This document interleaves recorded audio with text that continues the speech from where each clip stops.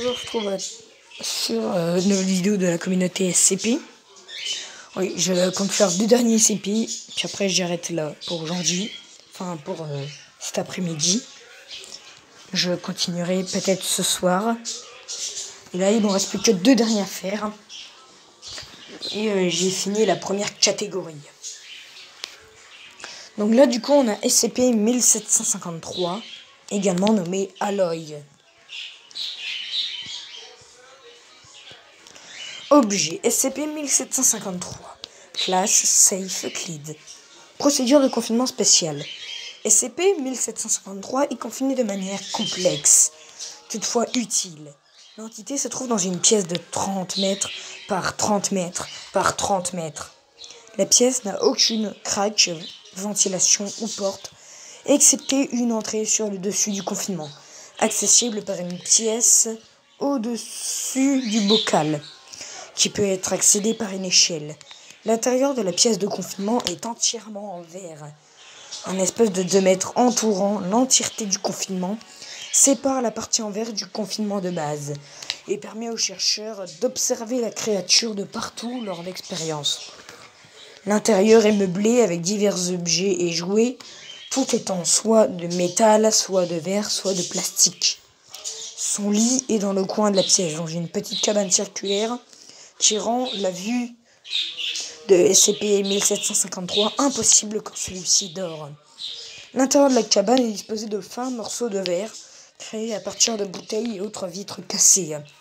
Une piscine avec de l'eau est située dans le milieu de la pièce et doit être en tout temps remplie.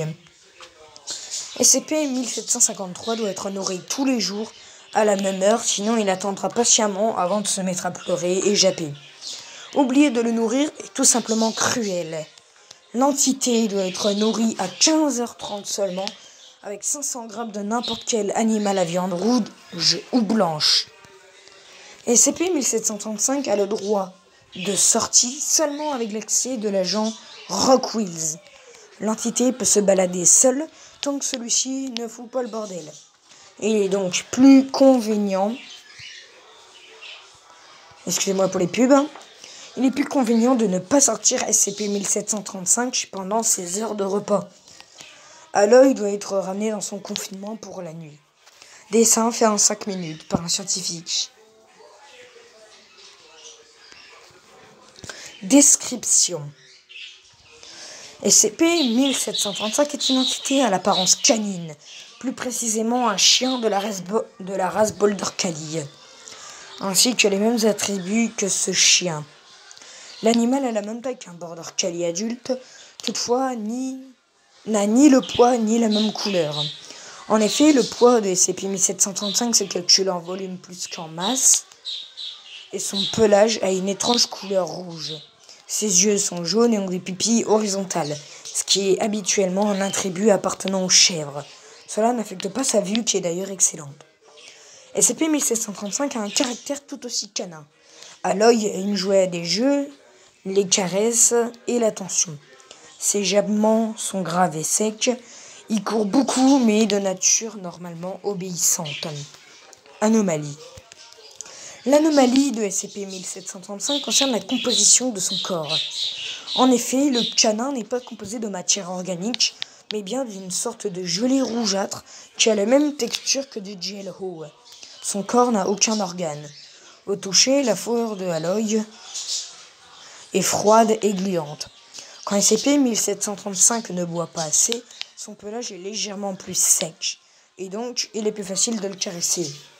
Quand bien hydraté, SCP-1735 a une fourrure flamboyante rouge et la texture de sa fourrure est gluante.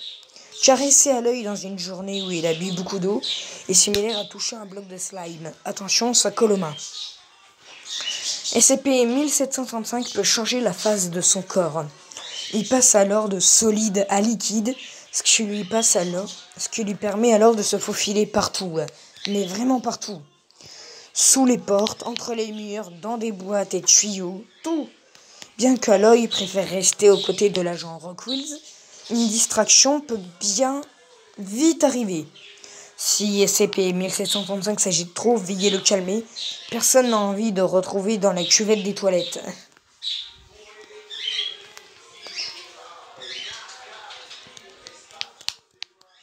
Addendum. Nous avons essayé de voir si Aloy était capable de s'hydrater avec autre chose que de l'eau. Nous lui avons donné différents jus de fruits et du café. Même effet que de l'eau. Cela n'a aucun effet sur son attitude ou la composition de son corps.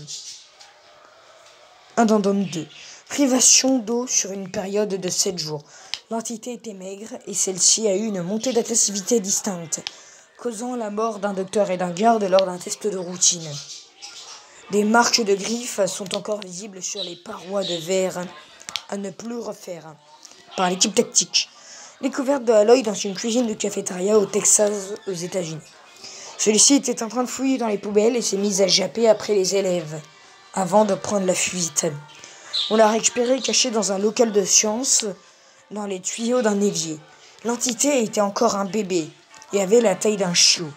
Il fut transporté dans un pot maçon avant de se faire prendre en charge par Rockwills.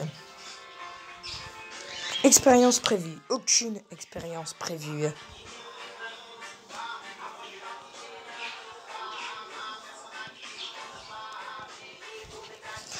Et voilà, j'espère que vous avez aimé cet épisode. Si c'est le cas, n'hésitez pas à liker, à vous abonner, à activer la cloche de notification. Et je vous dis ciao. Il aurait duré longtemps cet épisode quand même. Allez, ciao.